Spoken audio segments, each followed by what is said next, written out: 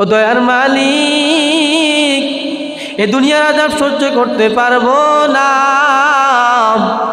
এই দুনিয়ার সূর্যের তাপ সহ্য করতে পারি না, আবার কেমনে জাহান্নামের আগুন সহ্য করবো রে আল্লাহ। ও আল্লাহ, আপনি আমাদের জন্য রহমান হয়ে যান। ও আল্লাহ, আপনি আমাদের জন্য রহিম হয়ে যান। বান্দা যদি আল্লাহর কাছে এইভাবে ক্ষমা চাই, তওবা করে, তো বান্দা দুনিয়াও কামিয়াব, আখিরাতেও কামিয়াব। এজন্য আল্লাহর কাছে চাইতে হবে, রবের কাছে চাইতে হবে, চাওয়ার মতো চাইতে হবে। আমরা যদি রবের কাছে না চাই, রব আমাদেরকে কিভাবে দিবেন? এজন্য এখনো সময় আছে, আল্লাহর কাছে তওবা করেন, আল্লাহর কাছে তওবা করে নেন, তো জীবনটাও কামিয়াব হয়ে যাবে, দুনিয়াও কামিয়াব হয়ে যাবে, আখিরাতেও কামিয়াব হয়ে যাবে। এজন্য আল্লাহ বলেন, আমি ইমানদারদেরকে বললাম, হে ইমানদার, তোমরা আমি রবের কাছে চাও। কিসের মাধ্যমে চাই? আল্লাহ বলেন সবর ও সালাতের মাধ্যমে। জমিনের মধ্যে আমি আল্লাহ আমার বান্দাদেরকে পাঠাইলাম, অনার্থক বানাই নাই, অনার্থক পাঠাই নাই।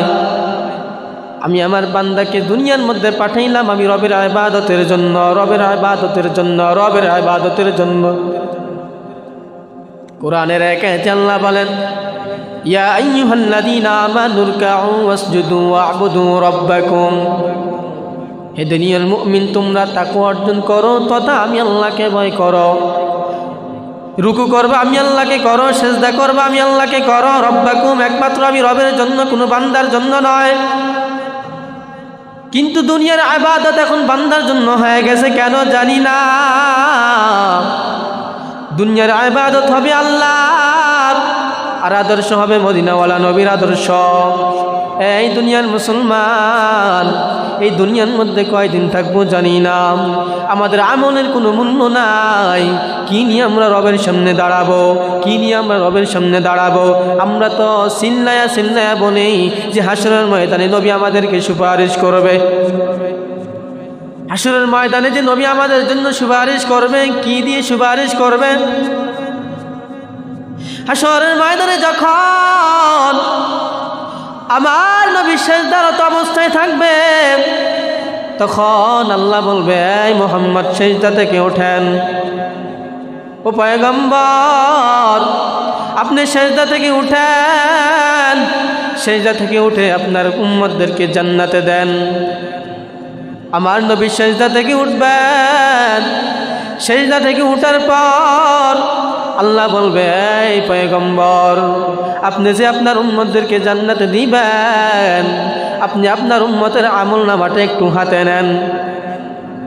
নবীজি যখন উম্মতের আমল নামাটা হাতে নেবেন, উম্মতের আমল নামাটা হাতে নিয়ে দেখবে উম্মতের জোহর নাই, উম্মতের আসর নাই, উম্মতের মাগরিব নাই, উম্মতের আয়েশা নাই, উম্মতের আমল নাই। নবী আমল নামা খুলে দেখবি উম্মত শুধু দুনিয়ার ফিকিরে চলতেছে। নবী আমল নামা খুলে দেখবি উম্মত শুধু টাকার পাগল। তখন নবী চোখের পানে পালায়া বলবে, হাই উম্মত, আমি কার জন্য তো কান্না করলাম, আমি কার জন্য তো ফিকির করলাম। চিল্লায় চিল্লায় বললে হবে না যে নবী আমাদের জন্য সুপারিশ করবে, এত সোজা না। এমনি নবী আমাদের জন্য সুপারিশ করবে না। এখনো সময় আছে, তওবা করে নাও। এখনো সময় আছে, রবের ডাকে ফিরে আসো, আল্লাহর কাছে চাও। আল্লাহ বান্দাকে দিতে দেরি করে না, যদি বান্দা চাওয়ার মতো আল্লাহর কাছে চায়। দুনিয়ার মানুষ সারাক্ষণ প্রত্যেক কাজে ব্যস্ত থাকে। দুনিয়ার মানুষ ফজরে আল্লাহকে ডাকে কিন্তু পায় না। দুনিয়ার মানুষ জোহরে আল্লাহটা ডাকে কিন্তু পায় না। দুনিয়ার মানুষ আসরে আল্লাহকে ডাকে কিন্তু পায় না। দুনিয়ার মানুষ মাগরিবে আল্লাহকে ডাকে কিন্তু পায় না। দুনিয়ার মানুষ আয়েশায় আল্লাহকে ডাকে কিন্তু পায় না। আল্লাহ বলে, আমি এমন একটা সময় আমি বান্দার কাছে আসি আর বান্দাকে বলি, আলা মিন মুস্তাগফিরিন ফাগফির লাহ। ও বান্দা, কে কি আছে আমার কাছে চাও, চাওয়া মাত্র আমি আল্লাহ দিতে দেরি করব না। এমন একটা সময় আল্লাহ প্রথম আসমানে চলে আসেন, যেই সময়টা হলো তাহাজ্জুদের সময়। এমন একটা সময় আল্লাহ প্রথম আসমানে চইলা আসেন আর ঈশা বান্দাকে ডাকেন, ও বান্দা রিজিক নাই, আমি রবের কাছে চাও, আমি রব তোমাদেরকে রিজিকের ফয়সালা করে দেব। গুনাহ করেছো সাবধান, তওবা করতে দেরি করবা না, আমি রবের কাছে চাও, আমি আল্লাহ তোমাদেরকে ক্ষমা করে দিব। কারণ বান্দা যখন গুনাহ করে আর আমি রবের কাছে যখন ক্ষমা চাই, তখন আমি আল্লাহ গফফার হয়ে যাই, তখন আমি আল্লাহ গফুর হয়ে যাই। আল্লাহ বলে যখন আমার বান্দা কোনো বিপদে পড়ে, তখন আমি আল্লাহ ওই বান্দার জন্য রহমান হয়ে যাই, রহিম হয়ে যাই, দয়াবান হয়ে যাই। কিন্তু বান্দা বুঝে না, আমার আল্লাহ বান্দার জন্য এত সুযোগ করে দিলেন, আমার আল্লাহ বান্দার জন্য এত সুযোগ সুবিধা করে দিলেন, কিন্তু বান্দা এত কিছু পাওয়ার পরেও কেন জানি এখনো আমার মালিকরে ভুলে রইল। যদি বিন্দু পরিমাণ তাকওয়া থাকতো, আল্লাহর ভয় থাকতো, তাহলে এতক্ষণ মসজিদ ভরপুর হয়ে যেত। ওই তাকওয়া আমাদের অন্তরে নাই, এজন্য আমাদের সমাজে অশান্তি, এজন্য আমাদের ঘরে অশান্তি, এজন্য আমাদের মনে অশান্তি, এজন্য আমাদের অন্তরে অশান্তি। ওয়াল্লাহি কসম, আল্লাহর কসম, আল্লাহ তাআলার বিধান যদি আমরা সঠিকভাবে আদায় করতাম, মদিনাওয়ালা নবীর আদর্শ যদি আমরা সঠিকভাবে মেনে চলতাম, ওয়াল্লাহি কখনো আমাদের সমাজে বিপদ আসতো না, কখনো আমাদের সংসারে বিপদ আসতো না, কখনো আমাদের কলবে বিপদ আসতো না। আজ বান্দা উম্মতকে দেখায় দেয় বিভিন্ন তুফান দিয়ে, গরম দিয়ে।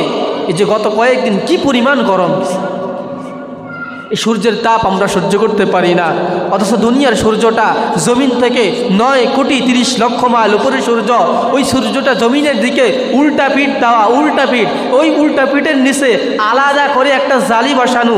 আমরা উম্মতরা, আমরা আল্লাহর বান্দা ওই সূর্যের তাপ পর্যন্ত সহ্য করতে পারি না। আর কাল কিয়ামতের ময়দানে ওই সূর্যটা যখন আল্লাহ তাআলার আদেশ ক্রমে মাথার 1 হাত উপরে চলে আসবে, তখনকার অবস্থা কেমন হবে? কিয়ামতের ময়দানটা হবে বড় ভয়ানক। কিয়ামতের ময়দানে বান্দা আল্লাহর কাছে চাবে, আল্লাহ দুনিয়ার মধ্যেই না আপনি আমাদেরকে বানাইলেন, পাঠাইলেন, আমরা তো শয়তানের ওয়াসওয়াসার মধ্যে পড়ে আপনাকে মানতে পারি নাই। ও আল্লাহ, এত সুন্দর করে বানাইলেন, আবার কেমনে আপনি আমাদেরকে জাহান্নামে দিবেন? ও দয়ার মালিক, এই দুনিয়ার আযাব সহ্য করতে পারবো না, এই দুনিয়ার সূর্যের তাপ সহ্য করতে পারি না, আবার কেমনে জাহান্নামের আগুন সহ্য করব রে আল্লাহ। ও আল্লাহ, আপনি আমাদের জন্য রহমান হয়ে যান, ও আল্লাহ আপনি আমাদের জন্য রহিম হয়ে যান। বান্দা যদি আল্লাহর কাছে এইভাবে ক্ষমা চাই, তওবা করে, তো বান্দা দুনিয়াও কামিয়াব, আখিরাতেও কামিয়াব। এজন্য আল্লাহর কাছে চাইতে হবে, রবের কাছে চাইতে হবে, চাওয়ার মতো চাইতে হবে। আমরা যদি রবের কাছে না চাই, রব আমাদেরকে কিভাবে দিবেন? এজন্য এখনো সময় আছে, আল্লাহর কাছে তওবা করেন, আল্লাহর কাছে তওবা করে নেন, তো জীবনটাও কামিয়াব হয়ে যাবে, দুনিয়াও কামিয়াব হয়ে যাবে, আখিরাতেও কামিয়াব হয়ে যাবে। এজন্য এখনো সময় আছে, রবের কাছে তওবা করেন। 5 বেলার নামাজ জামাতে এসে হাজিরা দেন, আল্লাহ তাআলার কোনখানে কিছু বিষয় বিধানগুলো আছে এগুলো মানেন, তো দুনিয়াও সম্মান পাবেন, আখিরাতেও সম্মান পাবেন, দুনিয়াও কামিয়াব হবেন, আখিরাতেও কামিয়াব হবেন।